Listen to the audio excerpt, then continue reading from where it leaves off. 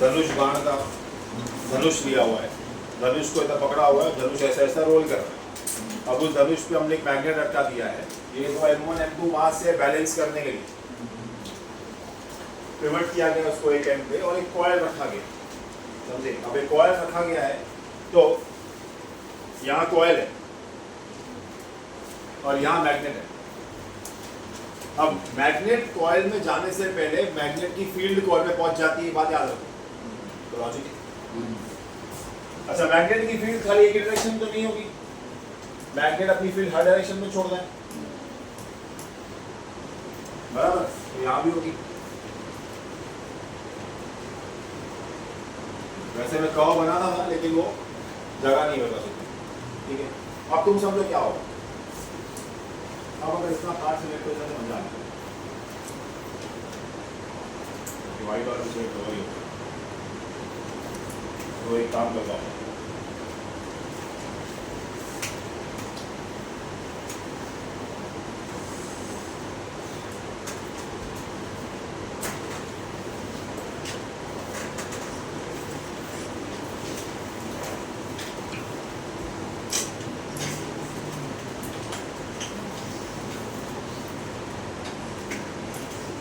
Field है उसके बाहर सिलेक्शन करनी है, कोई दूसरा फील्ड में आ रहा है।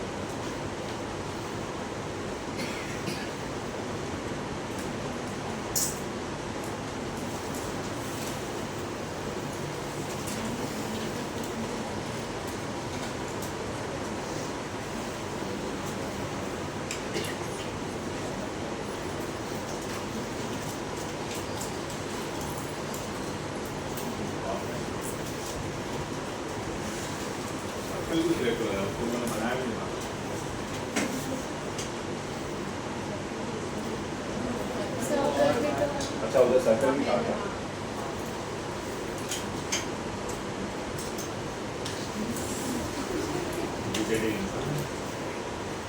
एरो छोड़ दो। ये मैग्नेट है, अब मैग्नेट क्या हो रहा है, यूं घूम रहा है, फिर यूं उसके अंदर से घूम रहा है, फिर यूं घूम रहा है, घूमते घूमते अपने एंगल को चेंज नहीं करेगा, इसीलिए उसको लगा के रखा है ना उसके अंदर। ये अंदर भाग जाएगा, ऐसा अंदर भाग जाएगा, समझे, ऐसा अंदर भाग जाएगा। अब ये कर क्या रहा है, देखो, जब ये यहाँ पहुंचा है तब कुछ नहीं होता है, अब जब शायद यहाँ पहुंचा है तो शायद अब इसकी मैग्नेटिक फील्ड अंदर पहुंची है। अब यहाँ पहुंच रहा है तो खुद भी अंदर है, तो खुद अंदर है तो उसकी मैग्नेटिक फील्ड भी अंदर रहेगी, बट इस टाइम पे वो बहुत ज़्यादा डेंस रहेगी, ये एक्चुअल मैग्नेट अंदर है उसके। अब यहाँ के बाद वो बाहर निकल गया तो मैग्नेटिक फील्ड बाहर निकल गई, लेकिन धीरे धीरे रिसीड हो के जीरो, फिर बढ़ेगी बढ़ेगी बढ़ेगी बढ़ेगी मैक्स, रिसीड हो के जीरो, फिर बढ़ेगी बढ़ेगी बढ़ेगी बढ़ेगी मैक्स, फिर रिसीड हो के जीरो, और ये लूप कंटिन्यू चलता हुआ रहेगा, समझे। बराबर जितनी बार लूप चलेगा उतनी बार करंट की डायरेक्शन चेंज होगी, वो इसलिए मैंने ग्राफ बनाया पीछे, वो समझे, पीछे वो ग्राफ इसलिए बनाया गया है। यहाँ पे हम एक साइकिल ले रहे हैं, गया और आया, समझे। और हमने ये कॉइल अच्छा किया 1000 टर्न्स वाला, मतलब अगर EMF पैदा होगा तो जबरदस्त पैदा होगा, ठीक है। और दूसरा ऑसिलेशन का कंसेप्ट इसमें यूज हुआ है, क्या कंसेप्ट यूज हुआ है कि मेन पोजीशन पे स्पीड ज्यादा रहती है और क्या बोलते हैं एक्सट्रीम पे जीरो होती है, तो ये भी हम लोग सिस्टम पकड़ लेंगे। लेकिन यहाँ पे जो मैग्नेट का डिस्प्लेसमेंट हो रहा है, अब वो लीनियर डिस्प्लेसमेंट नहीं हो रहा है, अब वो एंगुलर डिस्प्लेसमेंट हो रहा है, इसलिए थीटा मार्क किया गया है, समझे। कॉइल को ऐसा सेटअप किया गया कि कॉइल मीन पोजीशन पे रहेगा, कॉइल कैसे रहेगा, मीन पोजीशन पे रहेगा, मतलब जब अगर ये धनुष एट रेस्ट आएगा तो मैग्नेट और कॉइल साथ में रहेंगे, समझा, मैग्नेट और कॉइल साथ में रहेंगे, आया समझ में क्या बता रहा हूं, ठीक है। चलो, ये पूरा इसके पीछे का मगज मारी है जो भी किया। अब पढ़ो, मेरा मैग्नेट, ये मैग्नेट कॉइल सिस्टम, ये मैग्नेट कॉइल सिस्टम है, magnet coil system of permanent magnet is mounted on semi circle. Permanent magnet इसलिए किया गया है, वो हमने बताया ना तुम लोगों को, फेरोमैग्नेट, डायमैग्नेट, अगर टेम्परेचर बढ़ गया तो जो फेरोमैग्नेट है वो डाय में कन्वर्ट हो जाता है अबाउट प्यूरी टेम्परेचर, तो यहाँ पे हीट भी होता है, तो यहाँ पे हमने एक परमानेंट मैग्नेट लिया है जो चेंज नहीं हो रहा है, समझे, ठीक है, इसलिए मेंशन किया गया। The arc is pivoted and suspended to move freely such that the bar magnet passes through the coil. When the magnet passes through the coil, it causes change in flux in the coil. ये तो बात हमको मालूम है. आ जाओ main circuit पे. उधर एक LCR सर्किट है. अब इसमें ना LCR सर्किट में सबका अपना अपना काम है. सबसे पहले तुम देख लो, मैंने एक एमीटर बनाया, एक वोल्टमीटर बनाया है. वोल्टमीटर मेजर करेगा पोटेंशियल डिफरेंस, एमीटर मेजर करेगा करंट थ्रू कैपेसिटर. समझे? एमीटर का मेजर करेगा करंट थ्रू कैपेसिटर.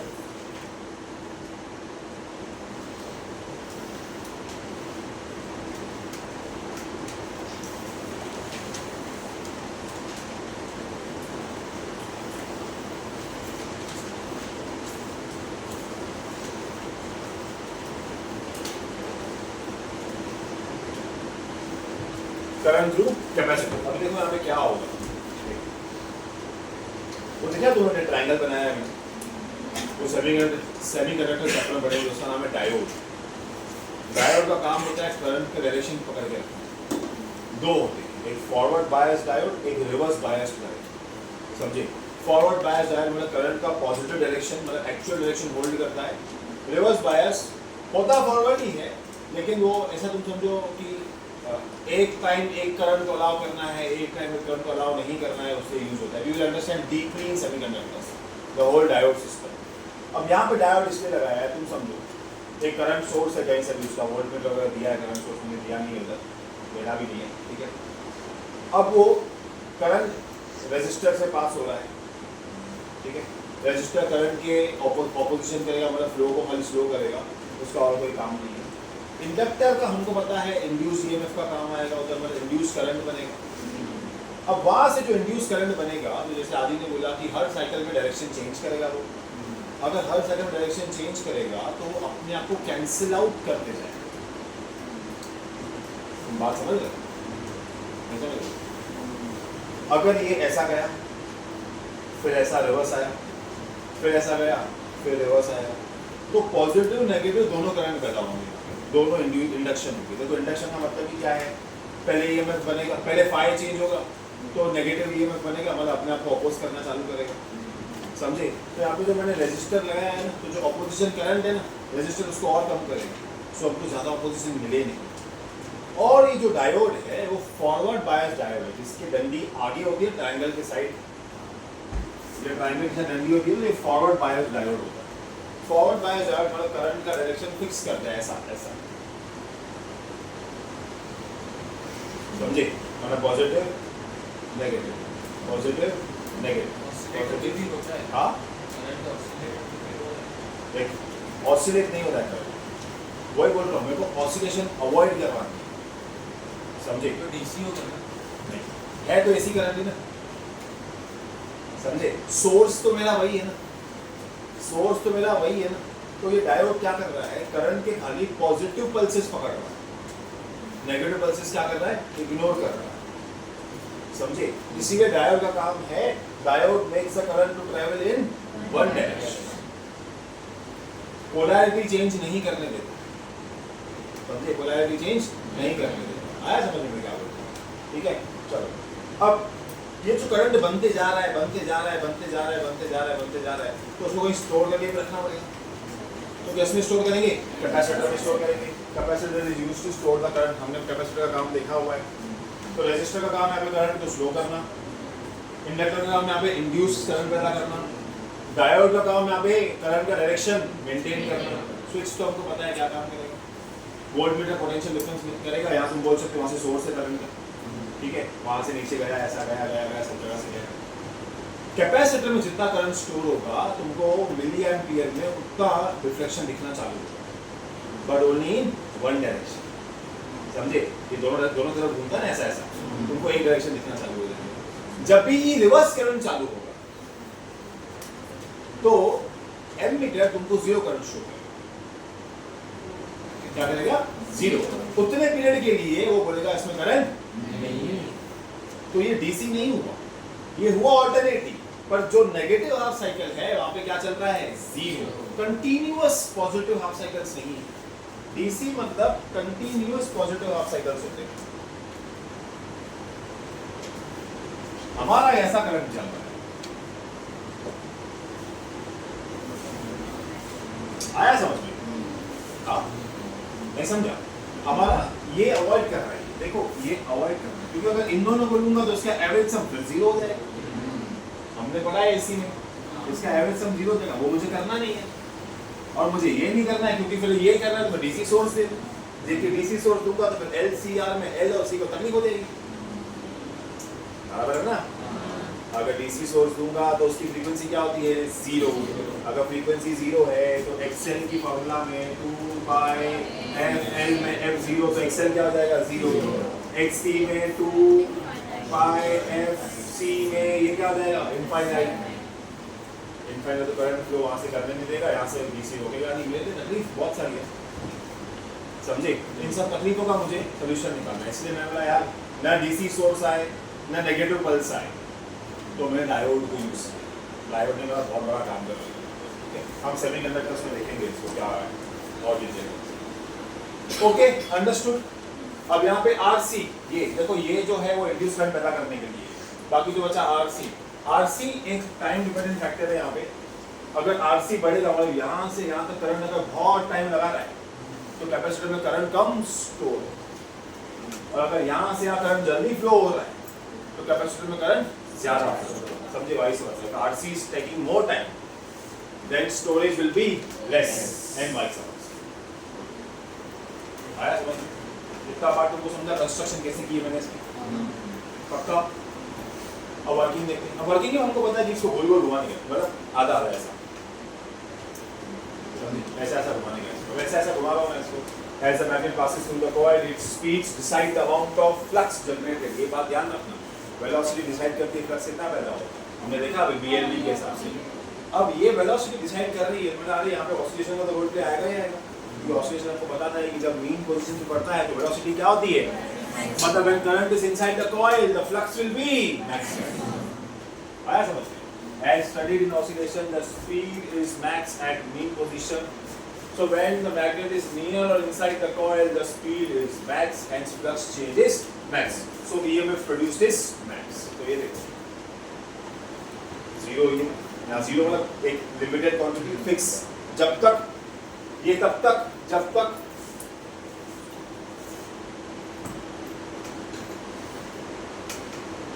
जब तक वो मैग्नेट इस कॉइल के अंदर नहीं आया। समझे? जब तक मैग्नेट उस कॉइल के अंदर नहीं आया, क्योंकि हम फिर मैक्स वैल्यूज पे जाते ना। जैसे ही वो कॉइल के अंदर घुसना चालू हुआ तो यहाँ पे, कॉइल के अंदर चला गया तो यहाँ पे, जितना टाइम कॉइल के अंदर उतना टाइम यहाँ पे, उसके बाद कॉइल से बाहर निकला तो डिक्रीज होते होते फिर एक कांस्टेंट पकड़ के निकल गया। समझा? About to go inside the coil, in the coil, मतलब कॉइल के अंदर, फिर कॉइल के अंदर का जितना लेंथ बड़ा होगा उतना ये बड़ा हो जाएगा।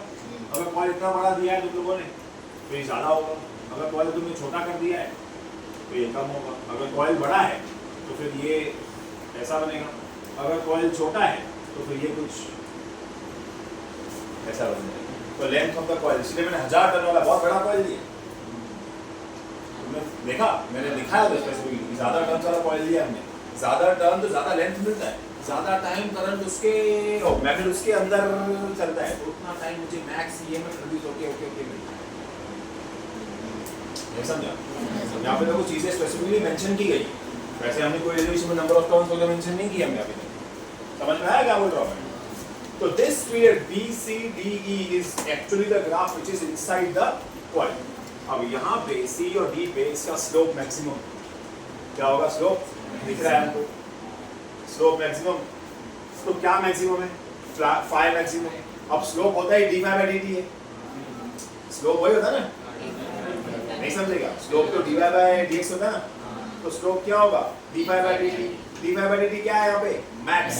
अगर d/dt मैक्स है तो EMF क्या हो जाएगा? इंड्यूस, लेकिन कहाँ पे? नेगेटिव, क्योंकि E = -. आया समझ? हाँ आया समझ? तो ये फर्स्ट क्वेश्चन हमारा जो तुमने समझा अभी शायद थोड़ा बहुत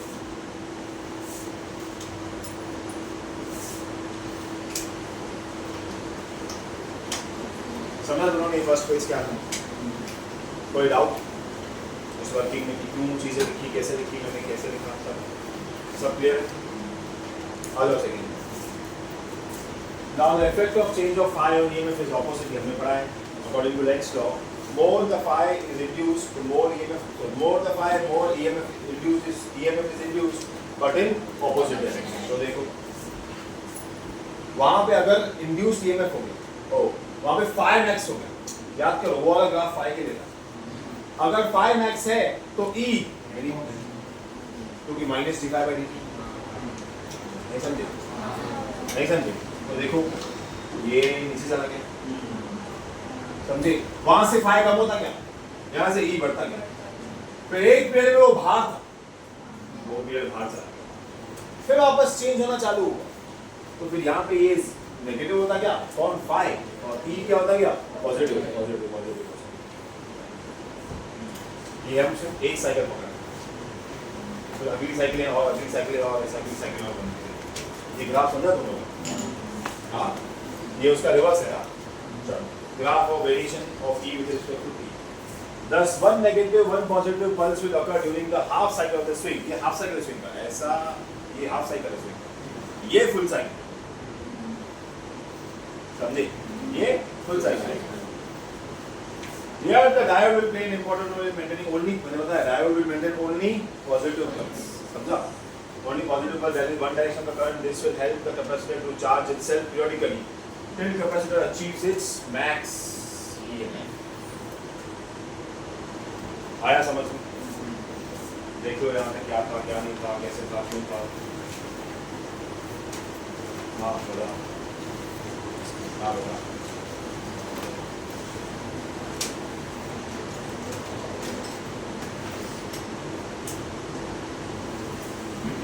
मुझे जो E लिखना है वो होता है d phi by dt।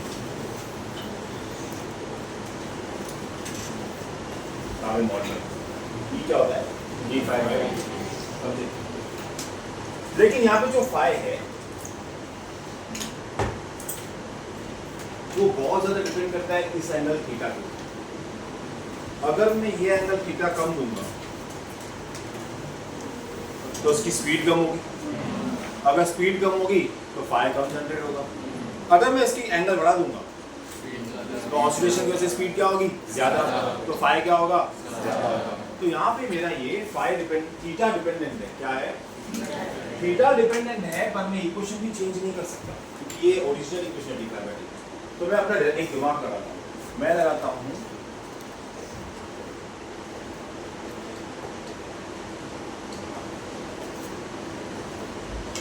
Chain rule.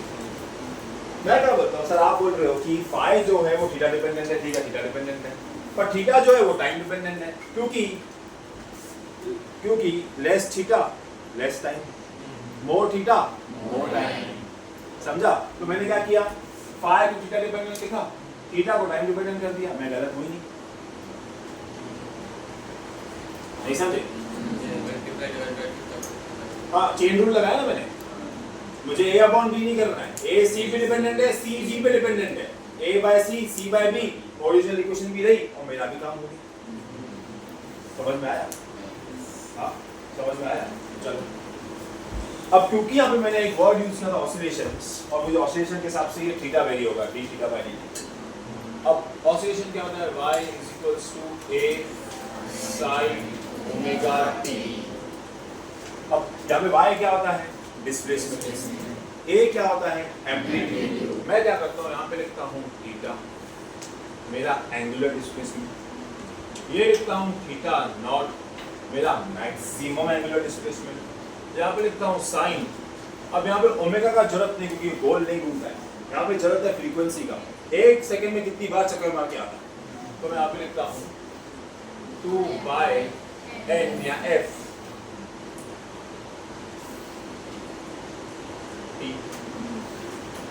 समझा?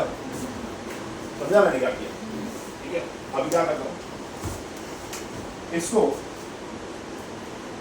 विथ t डिफरेंशिएट करता हूँ क्योंकि d थीटा बाय dt है मेरे पास। यहाँ पे क्या करता हूँ, थीटा नॉट कांस्टेंट या कॉस फैक्टर आ जाएगा 2 पाई f t into foreign term कर दिया मैं,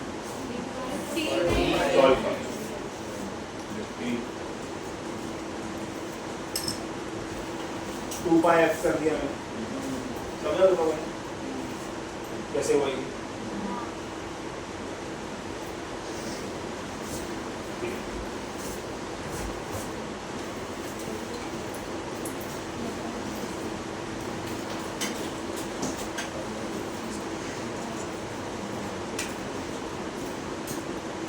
देखो we know that f is 1/t, तो जहां जहां f है मैं वहां क्या लिख सकता हूँ 1/t, बराबर क्या लिख सकता हूँ 1/t। चलो फिर मैं इसको ऐसे लिखता हूँ अभी,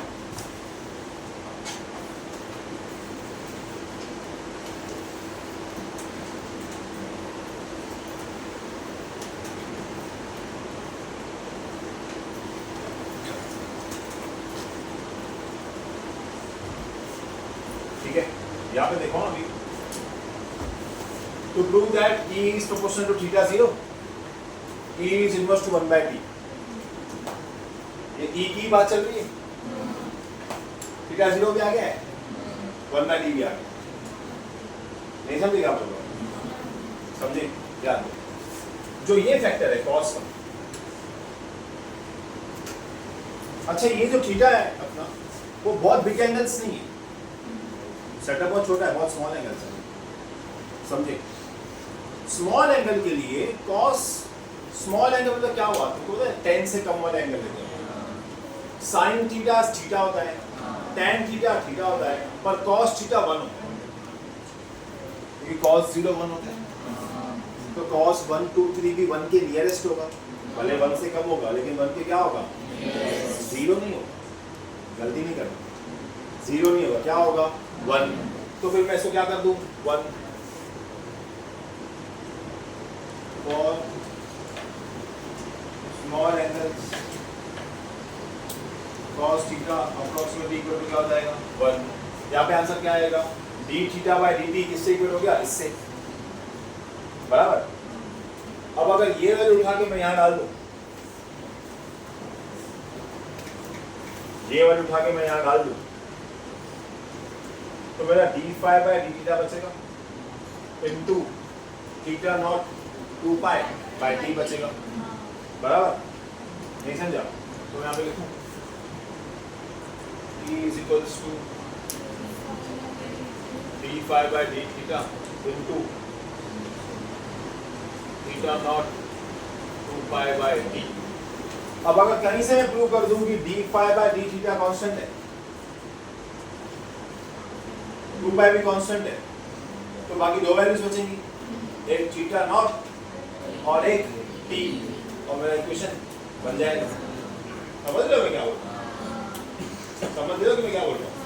चलो फिर देखो यहाँ तक पहले अच्छे से, मैं तो बस आखिरी स्टेप लिखेंगे अभी, मेन अपनी ये इक्वेशन देखो क्या बनी।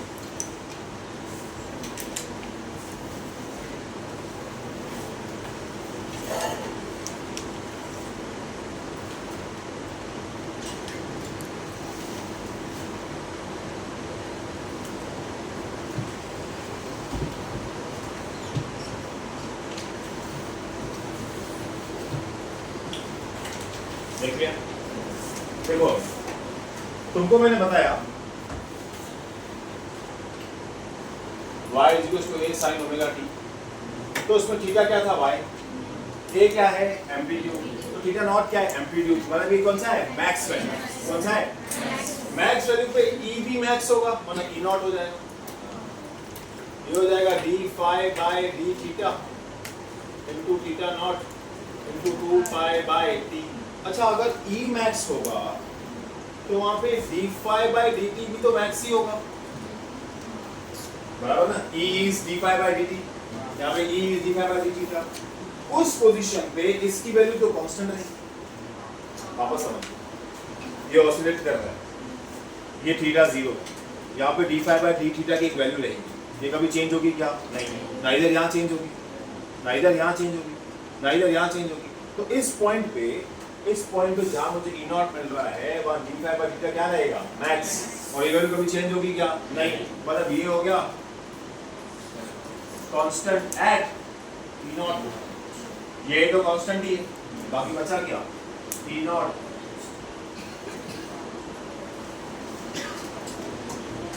हो गया मेरा प्रूफ। समझा समझा तुम लोग को क्या होगा?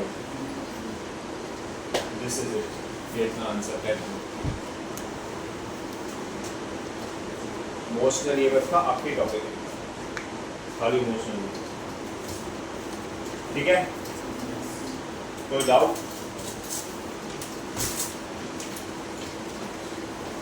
टेक्स्ट बुक में 2 सॉल्व एग्जाम्पल है, वो तुमको करके आना है।